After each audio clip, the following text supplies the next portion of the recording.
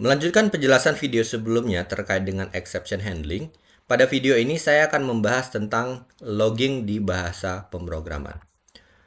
Logging itu adalah salah satu aspek penting dari strategi error handling di dalam pemrograman. Logging merujuk pada suatu proses untuk mencatat pesan, peristiwa, atau data selama eksekusi program. Idealnya, pesan log digunakan tidak hanya untuk pelacakan error tracking saja, ya, untuk error handling, tapi juga dapat kita gunakan untuk proses debugging, monitoring, analisis performa sistem, dan keperluan auditing. Nah, untuk di Python sendiri, ya, Python itu memiliki standar library-nya untuk proses yang namanya logging, yang mana kita dapat memanfaatkan yang namanya modul logging. Jadi sudah sangat terbantu, tinggal bagaimana kita memanfaatkan modul yang sudah disediakan ini saja. Nah, untuk levelnya sendiri, ya logging itu punya beberapa level ya untuk menunjukkan bahwa ketika kita mencatat terjadi sebuah log ini dalam kategori apa. Dan semua punya definisinya masing-masing. Yang pertama adalah debug. Level inilah yang membuat si logging tadi ya berguna untuk yang namanya proses debugging.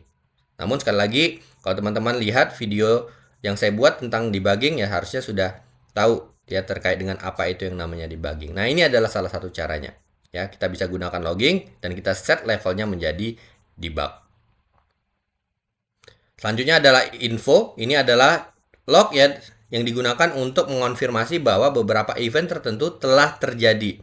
Umumnya digunakan untuk menunjukkan bahwa program berfungsi seperti yang diharapkan.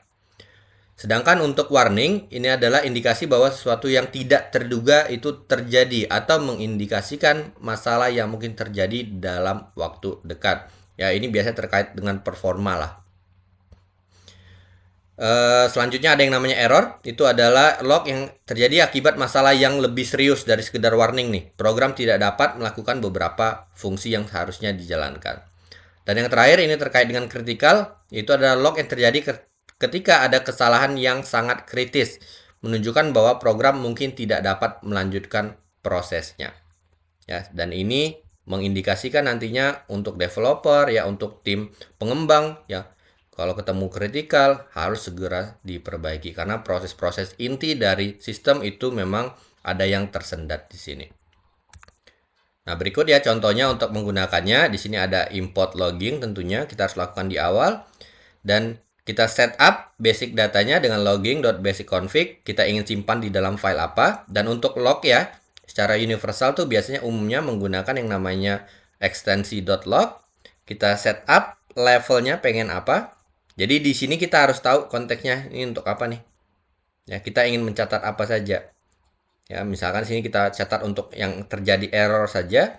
Terus kita buat dalam bentuk formatnya. Kita buat dalam waktunya, kapan terjadinya, ya nama levelnya beserta pesan error yang terjadi. Sehingga saat kita combo, ya kombinasikan dengan try except itu nanti bakal memiliki sebuah log yang ya sangat informatif ya buat pengembang.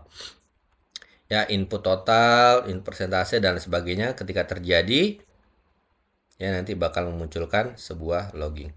Dan cara pemanggilannya adalah karena ini logging.error ya, maka kita panggil dengan logging.error. Nah, untuk lebih lengkapnya mungkin saya bisa copy paste aja ini langsung ke Visual Studio Code. Ya, seperti ini. Kalau teman-teman perhatikan di sini tidak ada filenya. Jadi kita jalankan langsung di terminal. Ini karena terjadi value error ya. Misalkan kita itu masukkan seharusnya nilainya 0 sampai 100 aja ya karena integer. Tapi misalkan beberapa pengguna ya itu ngebacanya seperti ini. Python belajar.py. Yang pertama itu adalah totalnya misalkan 100.000. Persentasenya misalkan 50. Harusnya kan seperti ini. Ya. Seperti ini. Terus kemudian kalau kita buat lagi 100.000 50%.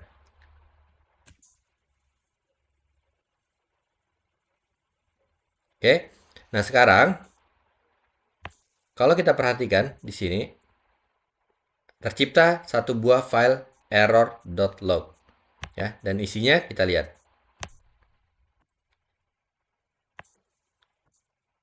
Terjadi yang namanya error invalid literal for INT with base 10. 50%. Ya, sedangkan 50 yang tadi itu tidak tersimpan. Ya, ini salah satu fungsi yang kita dapat manfaatkan ya untuk menangkap log di dalam program. Umumnya biasanya kayak seperti web server ya, seperti Nginx, seperti Apache, itu sudah ada bawaan lognya yang dapat kita identifikasikan untuk melihat kesalahan-kesalahan yang terjadi dari sisi web server. Namun biasanya akan lebih baik ketika programnya sendiri punya log. Sehingga nanti tadi proses auditing, proses monitoring, analisis, dan lain sebagainya terkait dengan program itu jauh lebih eh, baik, ya lebih maksimal untuk dilakukan ketimbang hanya eh, mengandalkan yang namanya web server saja. Ya kurang lebih seperti itu. Kita lanjutin lagi. Di sini ada untuk error juga ya. Misalkan di sini untuk nama file, untuk membaca nama file. Kurang lebih kalau untuk loggingnya tidak jauh berbeda, tapi mungkin kita bisa coba aja.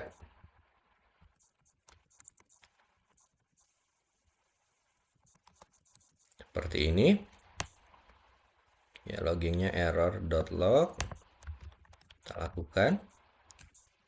Input nama file akhiri dengan txt. Misalkan saya cobain gini, coba.txt. Dan perhatikan sini nggak ada nama file coba.txt. Sehingga yang terjadi adalah ya complete. Dan ketika kita coba lihat ya, di sini sudah satu log lagi tercipta dan dia tidak menimpa error yang sebelumnya. Jadi segala programnya kalau bisa nanti bisa dibuat dalam satu error.log atau kalau mau dibagi-bagi juga silahkan. Ya, file not found, no such file or directory.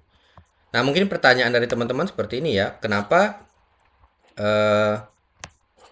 tidak muncul pesan error seperti kita bahas di exception handling, misalkan sini, file not found. Kenapa kita cetak aja printnya gitu, print file tidak ditemukan ya. Kenapa tidak seperti ini? Input ulang.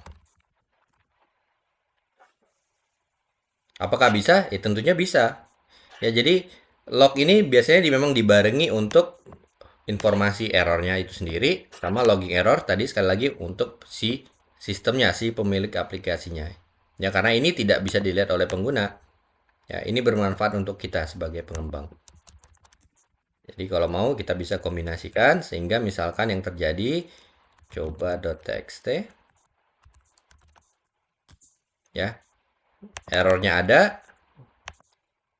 ya output error secara printnya ada dan error yang terjadi di sini beserta tanggalnya, jamnya, tipe errornya itu juga dapat dicatat di sini. Oke, seperti itu ya untuk contoh dari pembuatan logging di bahasa pemrograman Python. Baik, untuk penjelasan tentang logging itu saja. Terima kasih.